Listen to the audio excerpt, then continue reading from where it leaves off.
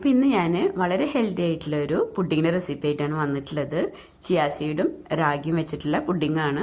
അപ്പോൾ നമുക്കതെങ്ങനെ ഉണ്ടാക്കാൻ നോക്കാം. നമുക്ക് നോമ്പ് കാലത്തൊക്കെ കഴിക്കാൻ പറ്റിയ വളരെ ഹെൽത്തി ആയിട്ടുള്ളൊരു ഐറ്റമാണ് കേട്ടോ ഇത്.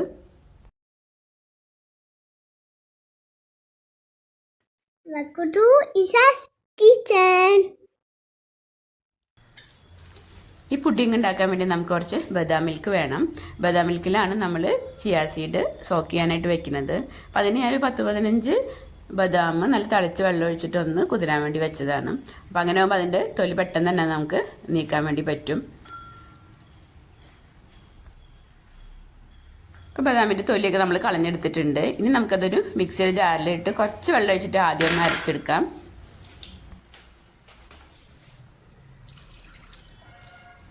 അതിനുശേഷം നമുക്ക് കുറച്ചും കൂടി വെള്ളമൊഴിച്ച് നന്നായി നല്ല പേസ്റ്റ് പോലെ അരച്ചെടുക്കണം കേട്ടോ.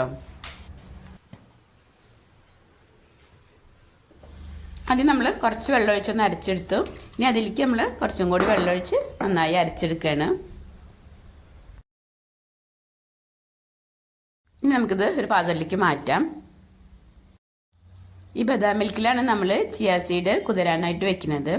അപ്പോൾ നമ്മളിതൊരു പാത്രത്തിലേക്ക് മാറ്റിയതിന് ശേഷം മിക്സിയുടെ ജാറിൽ കുറച്ചും കൂടി വെള്ളമൊഴിച്ച് നമുക്കതിലേക്ക് ഒഴിച്ചു കൊടുക്കാം.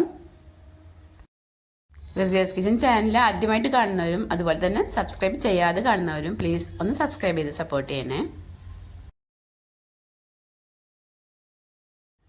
ഇനി ഇതിലേക്ക് ഞാൻ 2 ടേബിൾ സ്പൂൺ ചിയാ സീഡ് ഇട്ട് കൊടുക്കുന്നുണ്ട്. ഞാനിതിൽ 1.5 ടേബിൾ സ്പൂൺ ഇടുന്നത് കാണിക്കുന്നുള്ളൂ. 1/2 ടേബിൾ സ്പൂൺ ഇടുന്നത് കാണിക്കാൻ വിട്ടുപോയിരിക്കുന്നു കേട്ടോ.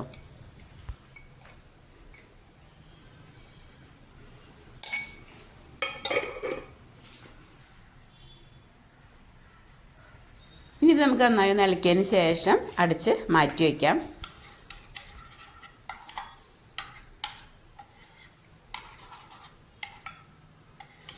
ഇനി പുഡിങ്ങിലേക്ക് നമുക്ക് കുറച്ച് റാഗി ഒന്ന് കുറുക്കിയെടുക്കണം.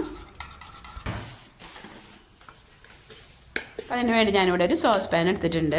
അതിലേക്ക് 1.5 ടേബിൾ സ്പൂൺ റാഗിപ്പൊടി എടുത്തിട്ടുണ്ട്. ഇനി നമുക്ക് വേണ്ടത് തേങ്ങാപ്പാലാണ്. നല്ല കട്ടിയുള്ള തേങ്ങാപ്പാൽ 1 കപ്പ് എടുത്തിട്ടുണ്ട്. അതിൻ്റെ കൂടെ 1/2 കപ്പ് രണ്ടാം പാലുണ്ടെങ്കിൽ അതെടുക്കുക, അതല്ലെങ്കിൽ വെള്ളം ഒഴിച്ചു കൊടുക്കാം. അപ്പോൾ മൊത്തം അങ്ങനെ 1.5 കപ്പാണ് എടുത്തിട്ടുള്ളത്. 1 കപ്പ് തേങ്ങാപ്പാലും 1/2 കപ്പ് വെള്ളവും. ഇനി ഇത് നന്നായി ഒന്ന് ഇളക്കിയതിന് ശേഷം നമുക്ക് അടുപ്പത്ത് വെച്ചൊന്ന് കുറുക്കിയെടുക്കാം.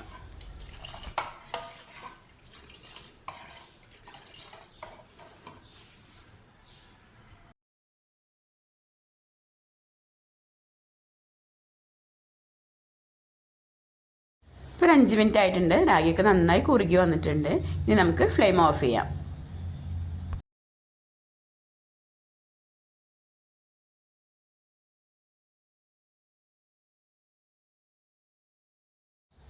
അപ്പോൾ ഇതിന് നമുക്ക് ചൂടാറാനായിട്ട് മാറ്റി വയ്ക്കാം.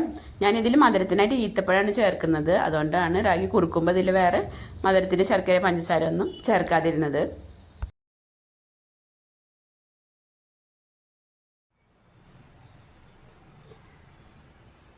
അപ്പോൾ ഞാനിവിടെ 8 ഈത്തപ്പഴം വെള്ളത്തിൽ കുതിർത്തി എടുത്തിട്ടുണ്ട്. പിന്നെ നമുക്ക് വേണ്ടത് വാനില എസൻസ് ആണ്.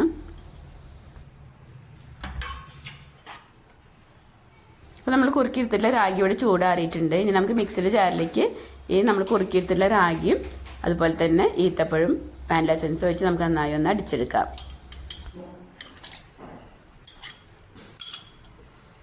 അപ്പോൾ നമ്മൾ ചിയാ സീഡ് കുതിരാൻ വയ്ക്കുമ്പോൾ അതിൽ മധുരമൊന്നും ചേർത്തിട്ടില്ല. അപ്പോൾ നമുക്ക് മധുരം കുറച്ചും കൂടി വേണമെന്നുണ്ടെങ്കിൽ ഈത്തപ്പഴത്തിൻ്റെ അളവ് കൂട്ടാം. അതല്ലാന്നുണ്ടെങ്കിൽ ചിയാ സീഡ് കുതിർത്തുമ്പോൾ അതിൽ കുറച്ച് തേൻ ഒഴിച്ചു കൊടുക്കുകയും ചെയ്യാം കേട്ടോ.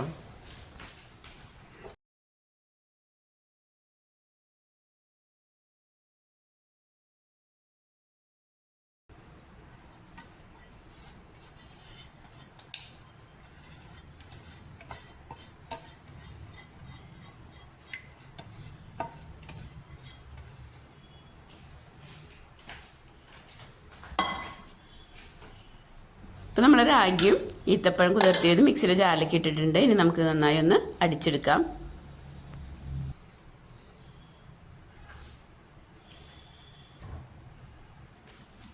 ഇനി നമുക്ക് പുഡിംഗ് ഒന്ന് സെറ്റ് ചെയ്യാം. അപ്പോൾ ആദ്യം നമ്മൾ ബദാം മിൽക്കിൽ കുതിർത്താനായിട്ട് വെച്ചിട്ടുണ്ടായിരുന്ന ചിയാ സീഡ് എടുത്തിട്ടുണ്ട്. അത് ആദ്യം നമുക്ക് നന്നായി ഒന്ന് ഇളക്കാം. അതിനുശേഷം നമുക്ക് പുഡിംഗ് സെറ്റ് ചെയ്യാനുള്ള ബൗളെടുത്ത് അതിലേക്ക് ഇത് രണ്ടും കൂടി ഒന്ന് മിക്സ് ചെയ്യാണ് ചെയ്യുന്നത്.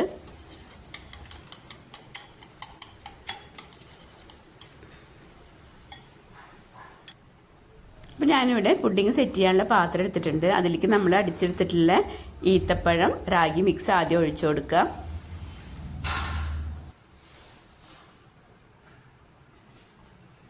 ഇനി അതിലേക്ക് നമ്മൾ കുതിർത്തിയെടുത്തിട്ടുള്ള ചിയ സീഡ് ചേർത്ത് കൊടുക്കാം. ഇനി നമുക്കിത് രണ്ടും കൂടി നന്നായി ഒന്ന് മിക്സ് ചെയ്യാം കേട്ടോ.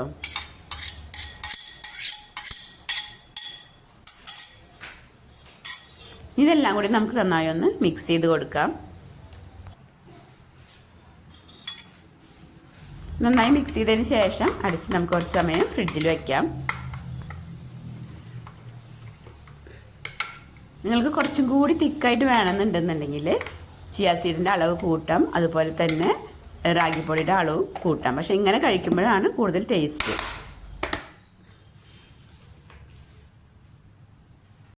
നമ്മൾ പുഡിങ് ഞാൻ 1/2 മണിക്കൂർ ഫ്രിഡ്ജിൽ വെച്ചെടുത്തിട്ടുള്ളതാണ്. അതിൻ്റെ മേലെ കുറച്ച് കുതിർത്തിയ ചിയ സീഡ് ഇട്ട് കൊടുത്തിട്ടുണ്ട്. പിന്നെ കുറച്ച് അനാറും കൂടി ഇട്ട് കൊടുക്കുകയാണ്. അനാറ് ഓപ്ഷനിലാണ് ഇട്ട്, വേണമെന്നുണ്ടെങ്കിൽ മാത്രം ചേർത്ത് കൊടുത്താൽ മതി.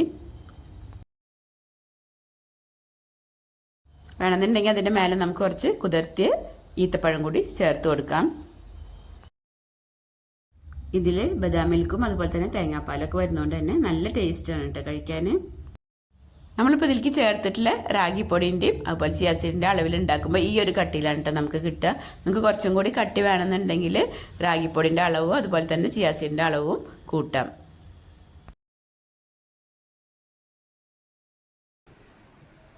അപ്പോൾ ഹെൽത്തിയും ടേസ്റ്റി ആയിട്ടുള്ള റാഗി ചിയ സീഡ് പുഡിംഗ് ഇവിടെ റെഡി ആയിട്ടുണ്ട്.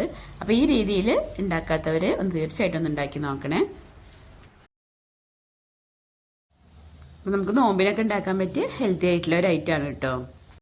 നിങ്ങൾക്ക് ഈ വീഡിയോ ഇഷ്ടമായിട്ടുണ്ടെങ്കിൽ ഒന്ന് ഷെയർ ചെയ്യണേ. അതുപോലെ തന്നെ നിങ്ങളുടെ അഭിപ്രായം കമൻറ്റ് ചെയ്യാനും മറക്കരുത്. അപ്പോൾ ഇനി മറ്റൊരു വീഡിയോ ആയിട്ട് വരാം. Thank you.